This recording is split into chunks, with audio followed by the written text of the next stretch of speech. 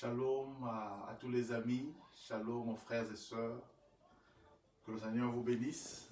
Nous sommes encore très heureux ce soir de pouvoir nous retrouver. Ce soir parce que je suis à Saint-Étienne et qu'il est 19 h. Mais je ne sais pas où est-ce que vous êtes, dans quel continent vous êtes, c'est fait que c'est le matin. Alors j'ai dit bonjour, j'ai dit bonsoir, j'ai dit shalom à tous ceux qui se connectent avec nous. Nous sommes toujours dans des conditions un peu particulières, dans ce qu'on appelle le confinement.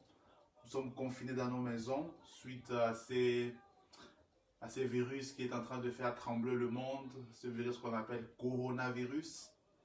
Et donc le gouvernement de ce pays, la France, où je suis, mais aussi les différents gouvernements au travers du monde ont pris la décision de pouvoir confiner les habitants dans leur maison afin de pouvoir permettre à ce que cette maladie, ces virus soient éradiqués. Alors nous contribuons aussi à cette non-divulgation de cette maladie en restant à la maison. Et voilà pourquoi nos lieux de culte sont fermés. Et vraiment nous voulons insister encore et encourager tous les bien-aimés à pouvoir respecter ces mesures gouvernementales, de se laver les mains, de pouvoir maintenir cette distanciation sociale, de pouvoir respecter les distances dites de sécurité pour pouvoir ne pas être contaminé ou contaminer les autres. Donc voilà un peu ce que je peux dire. Mais même si nous sommes confinés, Dieu n'est pas confiné dans nos cœurs. Même si nous sommes confinés, Dieu est avec nous, Dieu peut nous faire du bien et certainement Dieu va nous faire du bien. Ce soir, alors que nous allons partager la parole de Dieu et prier, j'aimerais juste rassurer quelqu'un que notre Dieu, il est l'omniprésent. Là où tu es, Dieu est là. Et si vous êtes en famille, si nous sommes en famille, nous pouvons profiter de ce temps pour pouvoir nous mettre ensemble, écouter la parole de Dieu ensemble et surtout prier ensemble. Rappelez-vous que la Bible déclare, là où 2 ou 3 sont réunis en son nom, il est au milieu d'eux. Si nous avons mis ce temps à part pour chercher Dieu, et si nous sommes 2 ou 3, là où nous sommes, et même tout seuls, nous devons être rassurés que Dieu est là, que Dieu nous écoute. Et la prière que nous allons faire monter ce soir, ce matin, ça dépend d'où vous êtes. Nous devons croire que Dieu nous écoute. Alors aujourd'hui, le 25 mars, il a été décrété par plusieurs églises un jour de jeûne, pas seulement aujourd'hui, demain et vendredi, 3 jours de jeûne pour prier contre ces virus. Et j'aimerais vraiment que nous puissions nous associer à tous nos frères dans la francophonie qui prient contre ces virus, parce que notre seule arme, notre seul moyen étant que chrétiens, c'est la prière et la prière avec la foi. Et nous croyons de tout notre cœur que notre Dieu est vivant et qu'il va agir. Et il agira certainement. Et c'est d'ailleurs dans ce sens-là que je vais apporter mon exhortation ce soir qui nous permettra de pouvoir prier. Mais avant toute chose, j'aimerais que nous puissions recommander ces temps entre les mains du Seigneur. Père de gloire, j'aimerais te dire merci. Merci Seigneur pour tous nos frères et sœurs qui ont mis de côté leur temps pour pouvoir suivre ces directs, pour pouvoir s'associer à nous, pour que nous puissions prier ensemble. Notre Dieu, nous voulons te recommander ces instants. S'il te plaît, parle-nous. S'il te plaît, bénis ces moments particuliers. Bénis ces instants, Seigneur, où ton peuple est en train de t'invoquer, de te chercher. Merci parce que tu le feras. Au nom de Jésus-Christ, notre Sauveur et Seigneur, nous avons ainsi prié. Amen. Alors, j'aimerais nous inviter à prendre nos Bibles, à ouvrir nos Bibles, à allumer nos Bibles dans l'évangile de Luc, au chapitre 7e, Luc chapitre 7. Nous lisons du 11e verset jusqu'au verset 17e. Luc chapitre 7, 11 à 17. Luc chapitre 7, 11 à 17. Je lis pour nous tous dans le nom de Jésus. La Bible dit, le jour suivant, Jésus alla dans une ville appelée Naïn. Ses disciples et une grande foule faisaient route avec lui. Lorsqu'il fut près de la porte de la ville, voici on portait en terre un mort, fils unique de sa mère, qui était veuve. Et il y avait avec elle beaucoup de gens de la ville. Le Seigneur, l'ayant vue, fut ému de compassion pour elle et lui dit, « Ne pleure pas. » Il s'approcha et toucha le cercueil. Ceux qui le portaient s'arrêtèrent. Il dit, « Jeune homme, je te le dis, lève-toi. » Et le mort s'assit et se mit à parler. Jésus le rendit à sa mère. Tous furent saisis de crainte et ils glorifiaient Dieu, disant, « Un grand prophète apparu parmi nous. Et Dieu a visité son peuple. » Cette parole sur Jésus s'est répandue dans toute la Judée et dans tous les pays d'alentour. Parole du Seigneur. Alléluia. Bien-aimés, dans le Seigneur, nous allons partager cette parole et je prie de tout mon cœur que cette parole puisse nous faire énormément du bien. Si je peux donner un petit thème à mon exhortation ce soir, je vais juste prendre la première phrase ou le premier groupe de mots que nous avons lu. Luc chapitre 7, 11 à 17, et je vais l'intituler « Le jour suivant ».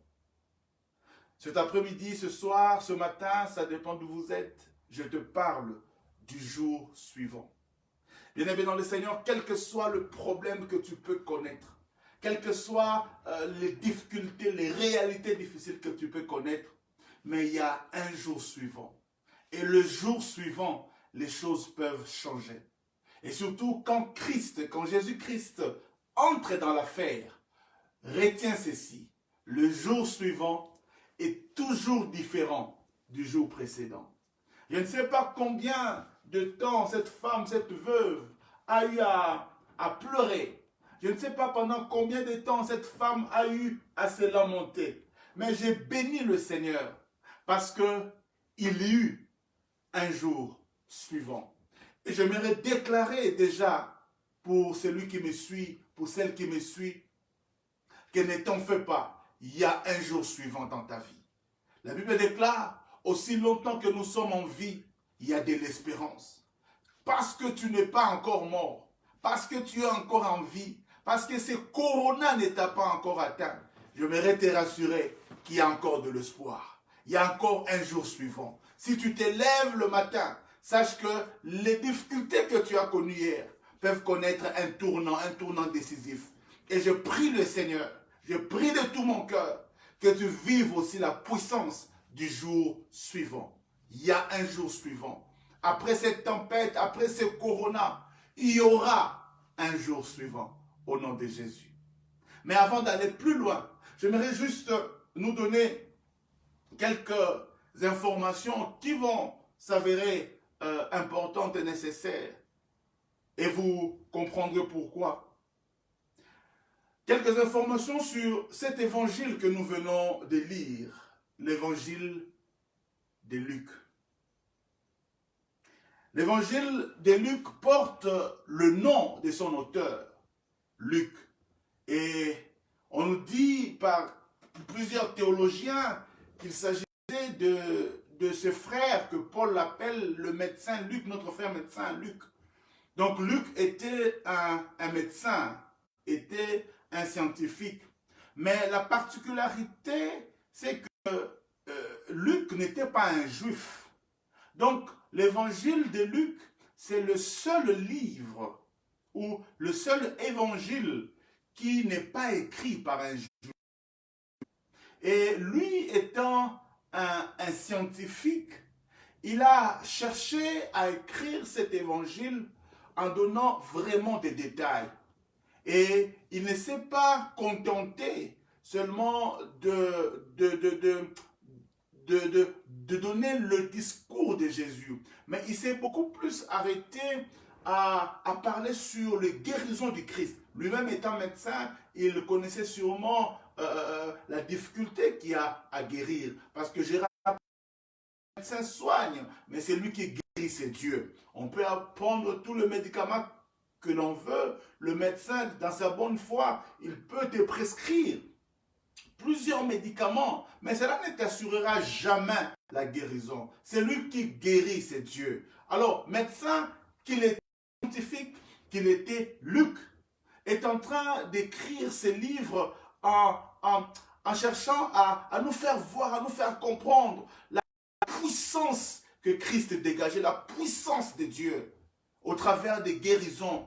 Et même quand un scientifique, un médecin vous parle d'un enfant qui était mort, c'est-à-dire il sait de quoi il s'agit. Il ne blague pas, il ne dit pas que l'enfant était en train de tousser, il était évanoui, il avait perdu connaissance. Non, il précise que l'enfant était vraiment, vraiment mort. Et aussi, en introduisant mon exhortation, j'aimerais rappeler que Luc n'est pas en train d'écrire à n'importe qui. Il est en train d'écrire à cet homme qu'on appelle l'excellent Théophile. Et les théologiens disent qu'il était très probablement un homme élevé en dignité parmi les Romains. Alors Luc devait être sûr de ce qu'il écrivait. Voilà pourquoi lui-même dira que j'ai eu à faire des recherches pour être exact. Pour être exact dans ce que j'étais en train d'écrire, dans ce que j'étais en train d'amener comme témoignage, bien que je n'étais pas là physiquement, mais j'ai eu à consulter ceux qui ont vécu la chose.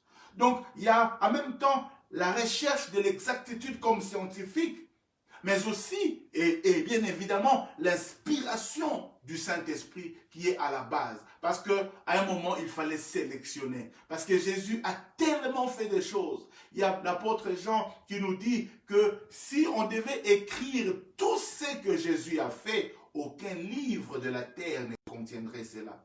Alors, dans la sélection, sûrement, le Saint-Esprit a dû intervenir. Mais nous comprenons aussi que l'homme a eu à faire des recherches. Et il écrit, comme je disais, à un homme élevé en dignité, on l'appelle excellent Théophile. Il écrit donc à Théophile, mais au-delà de Théophile, il t'écrit, il m'écrit aussi.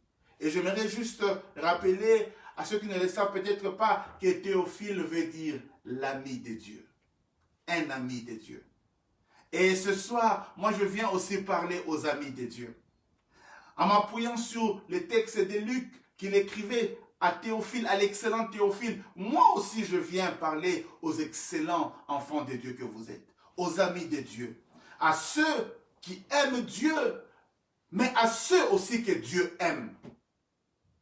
Je viens te parler à toi. Je viens te parler à toi cet après-midi, ce soir, ce matin, ça dépend.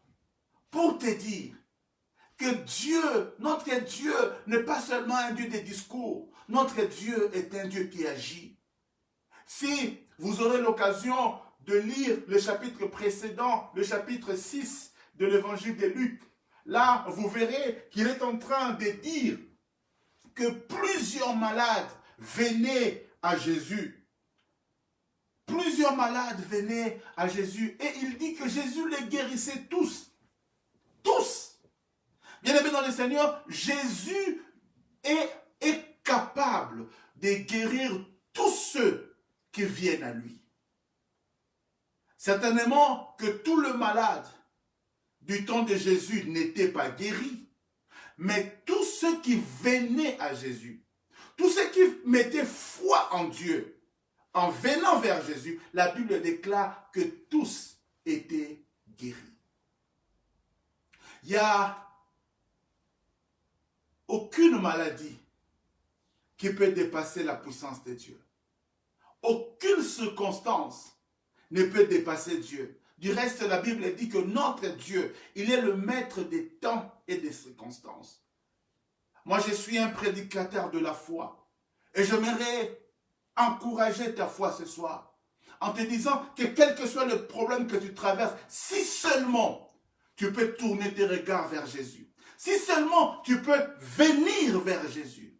J'aimerais te rassurer qu'il est capable de t'apporter la solution. Il est capable de te guérir. Je ne sais pas quelle est la relation particulière que tu peux avoir avec Dieu. Parce que tous ceux que Christ a guéris, certains ont fini par croire vraiment en lui. D'autres sont peut-être comptés parmi ceux qui ont crié plus tard, crucifiez-le. Mais peu importe, Jésus guérit. Il guérit parce qu'il aime guérir. Il guérit parce qu'il est capable de guérir. Et si ce soir, tu peux seulement crier à lui, j'aimerais te rassurer que tu peux avoir une réponse. Ce n'est pas en vain que nous passons notre temps à le chercher, à l'invoquer, parce que nous savons qu'il est capable.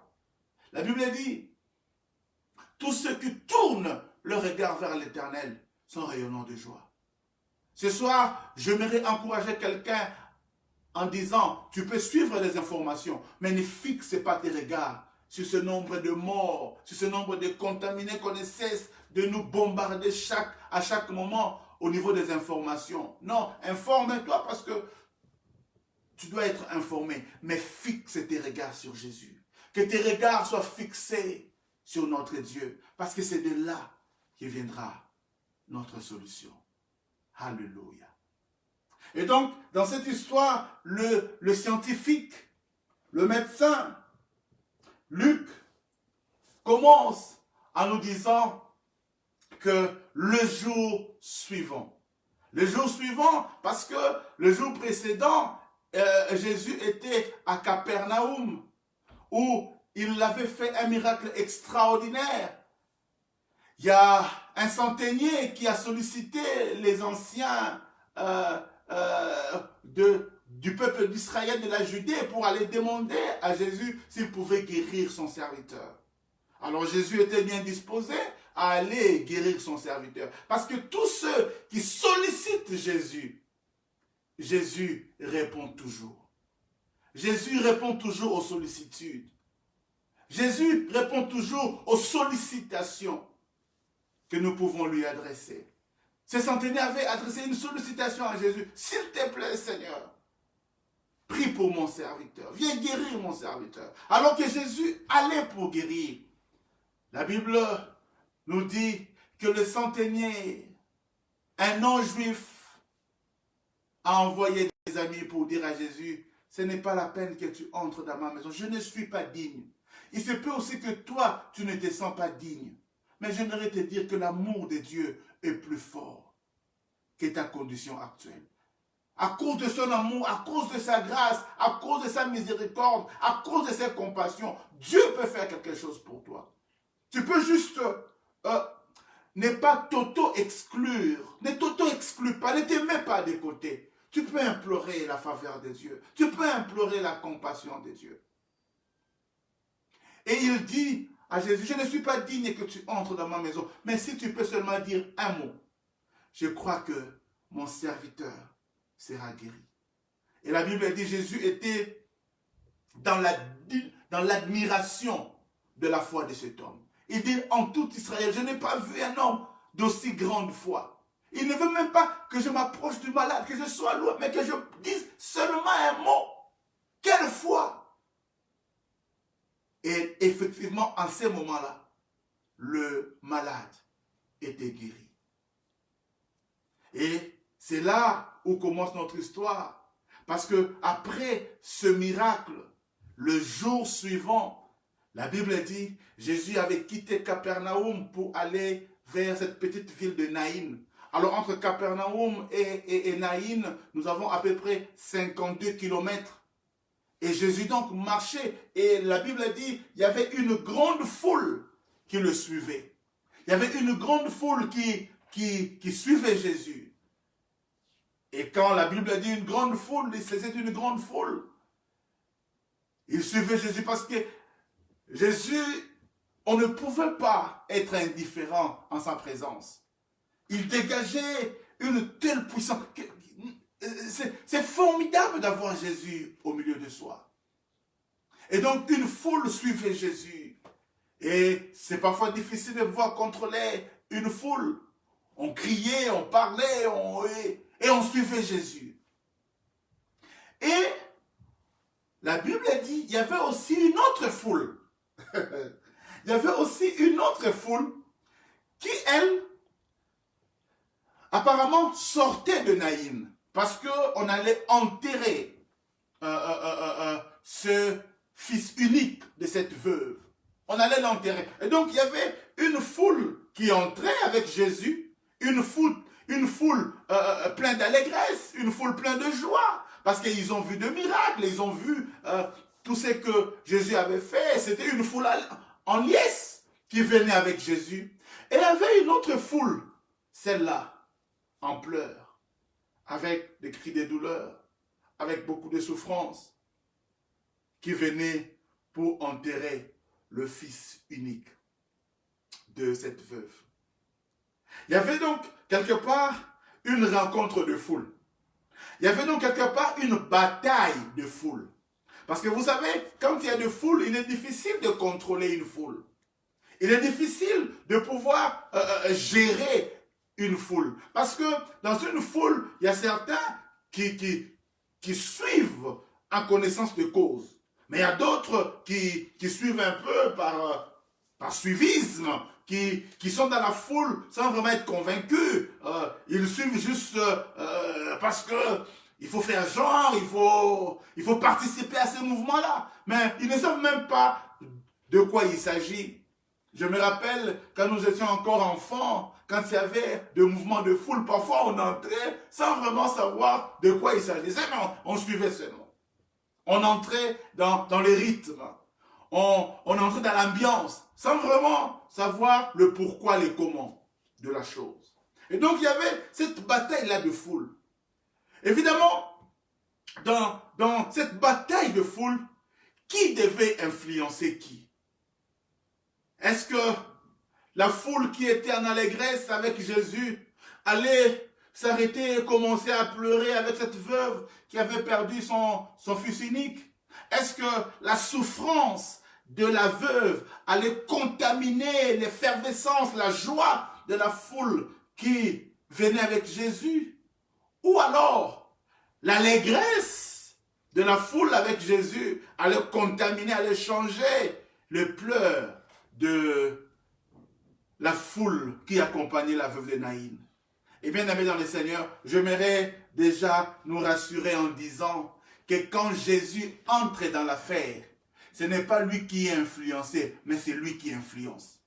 Parce que nous devons savoir que nous avons deux catégories de personnes dans ce monde. Il y a ceux qui influencent et il y a ceux qui sont influencés. Bien-aimé dans le Seigneur, toi tu es influencé ou tu influences?